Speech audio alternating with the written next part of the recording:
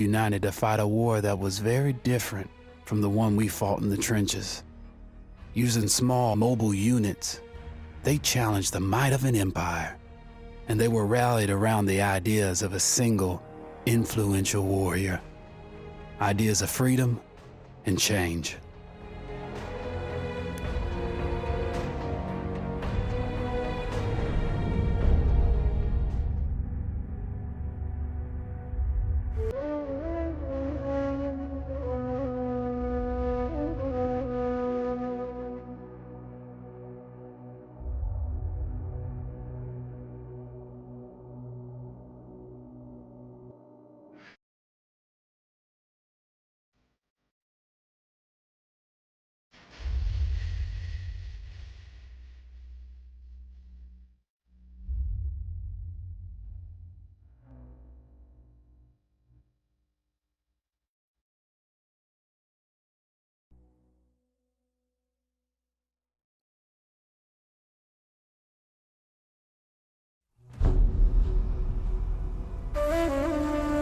The Arabian Desert, a vast ocean of drifting sands and scorched, sun-baked rocks.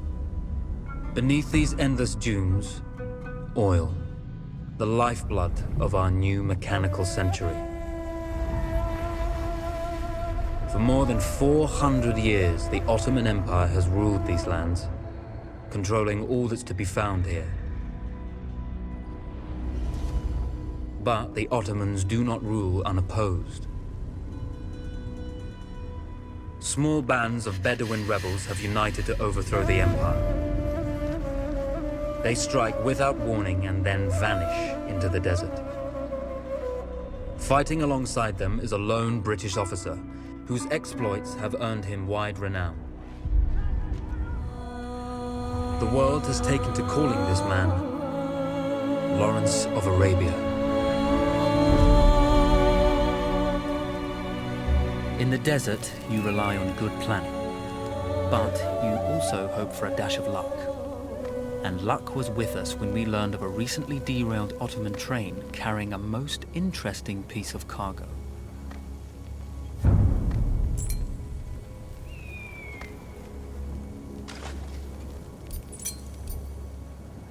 A small patrol had joined the Ottomans who survived the crash.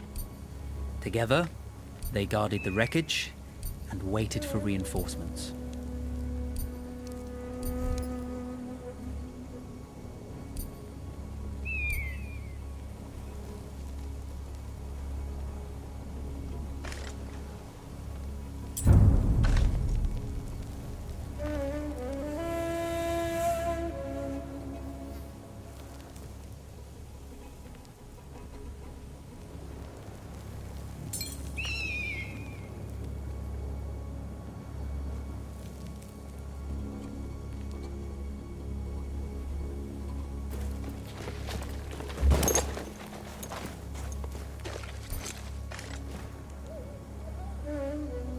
We strive to do what we think is right, and push through those who would stop us from achieving this, no matter the cost. A lone fighter has just one advantage over a large enemy force. A lone fighter can move unseen.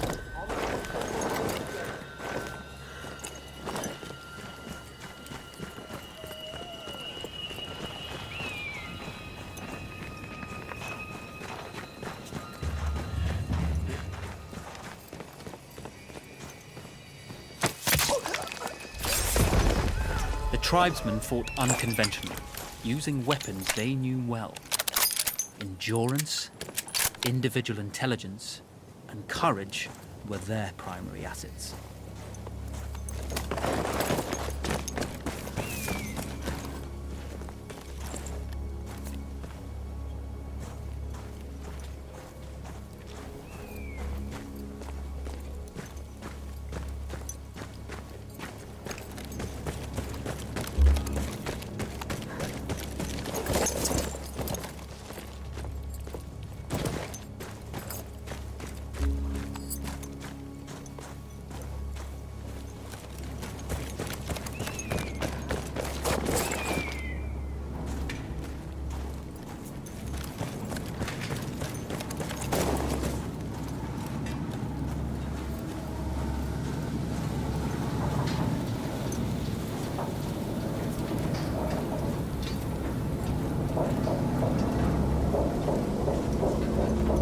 There's a world of difference between seeing something and having it in your own two hands.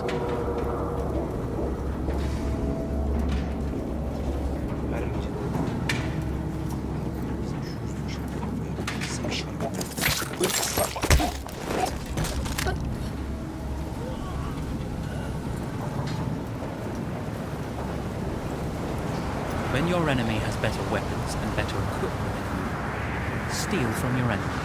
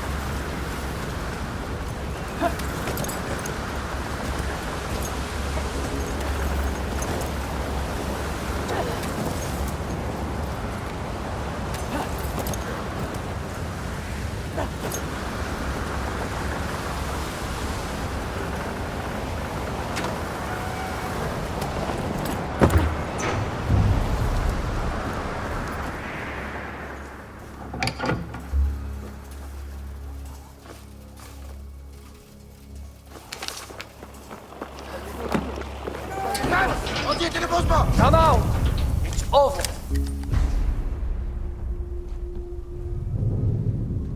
Well, you did not think we would be fast enough to catch you here, did you? Lawrence of Arabia.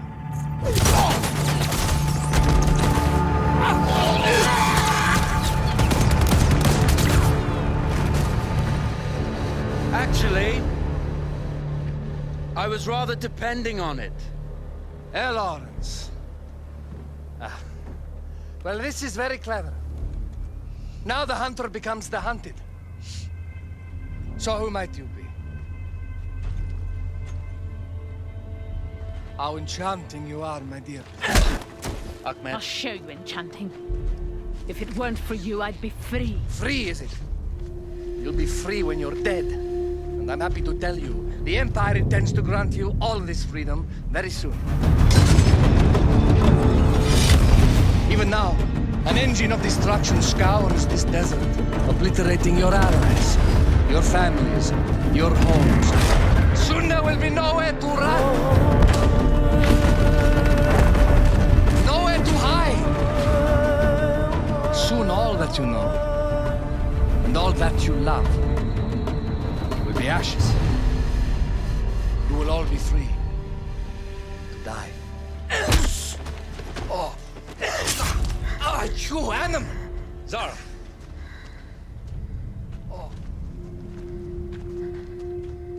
Now, I understand that you would like nothing more than to strip the flesh from that man's feet and send him off into the desert naked to die. But think about it. You're right.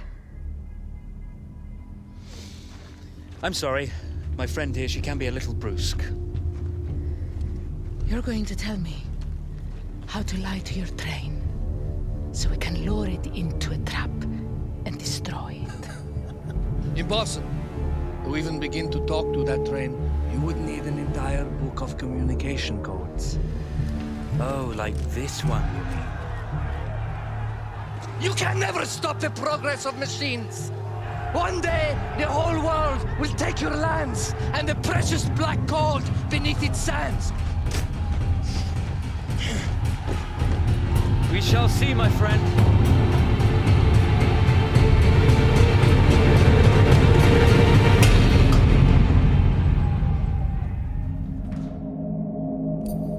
Of course, obtaining the codebook was not enough.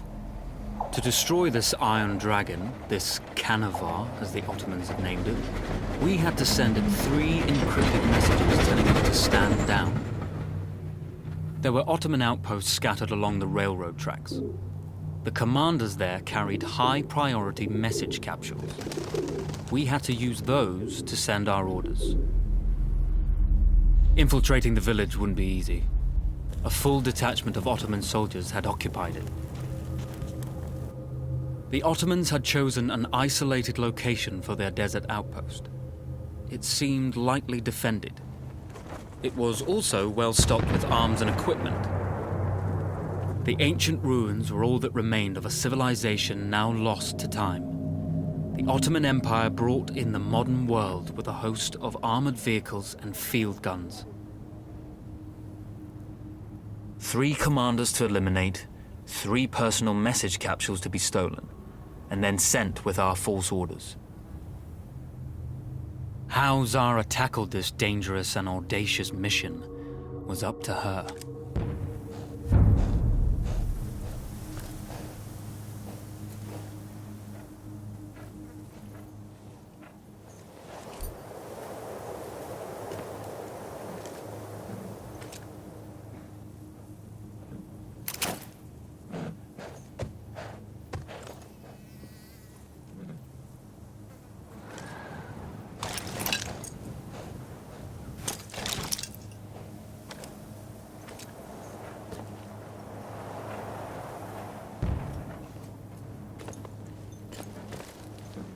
The Bedouins treasured their horses, and in return, those animals granted their riders unparalleled speed and mobility.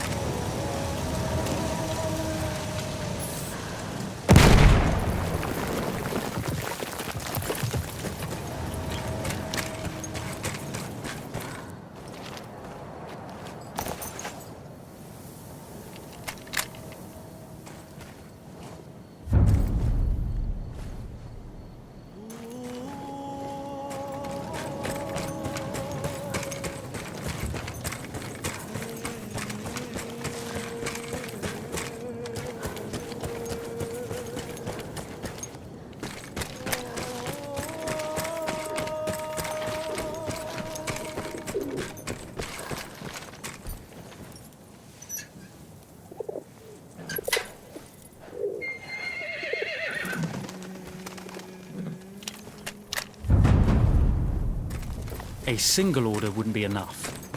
Ottoman protocol required the message to be received in triplicate before the train would acknowledge it as genuine.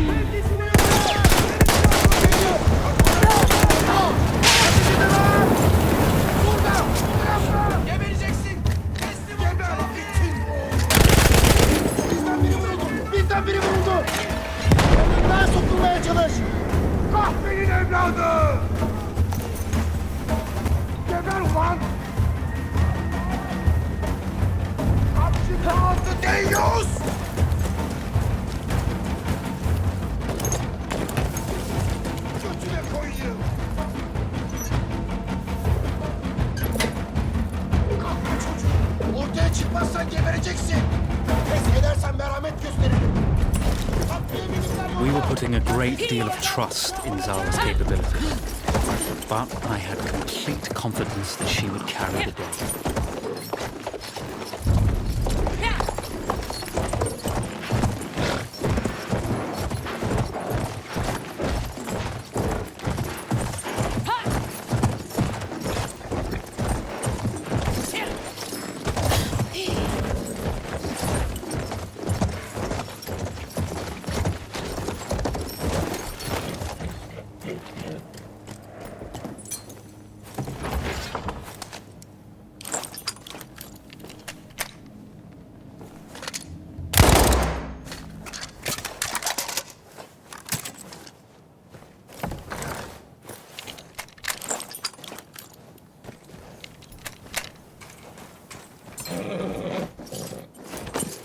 Here!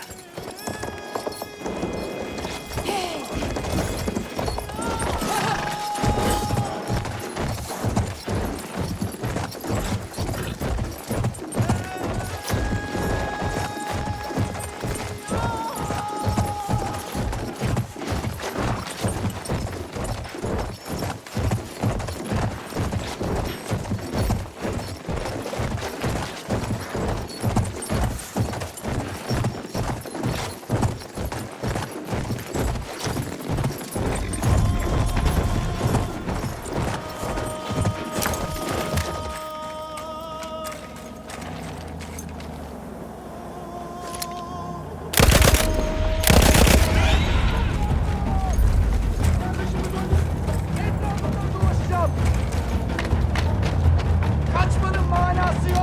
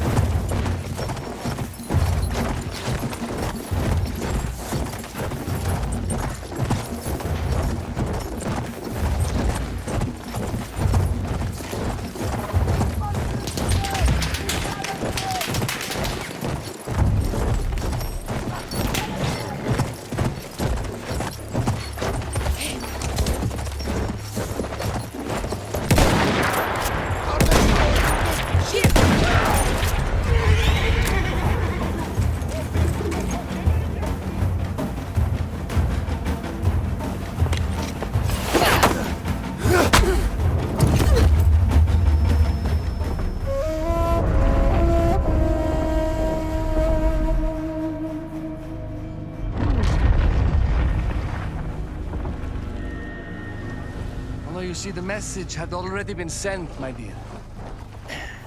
No, not the message you would have wanted. Lawrence was such a good host. It almost seemed rude to escape. I made sure to note the location of Lawrence's camp, of course. Which means the train knows too. Twice, you told that train everything was clear. But I told it exactly where to attack.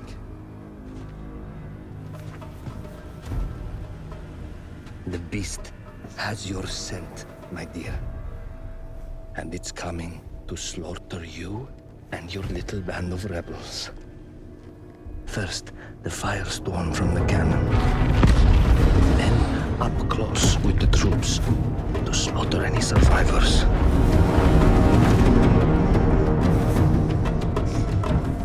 The legend of Lawrence of Arabia dies tonight.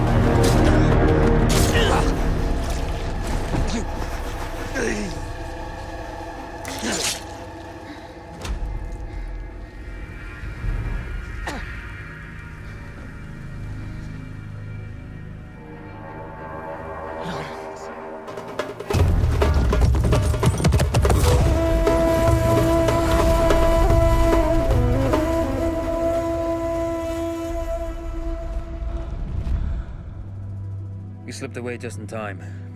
Till Kitchi was a fool to think we'd ever stay after he escaped. The carnival won't stop hunting us. No, it won't. Let me think. The train's coming a long way. So it'll have to stop to take on water. That's where we strike. Agreed.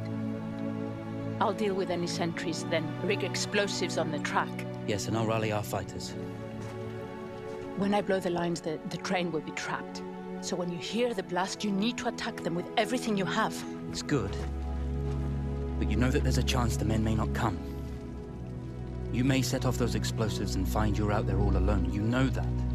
I guess I won't know either way until I set it off.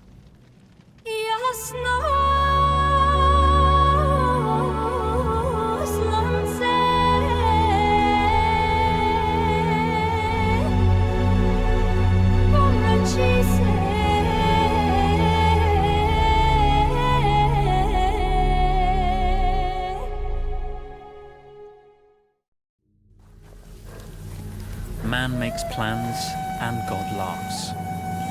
As it turned out, the small town where we would ambush the train had a significant enemy presence. Those troops would have to be dealt with before the explosives could be set.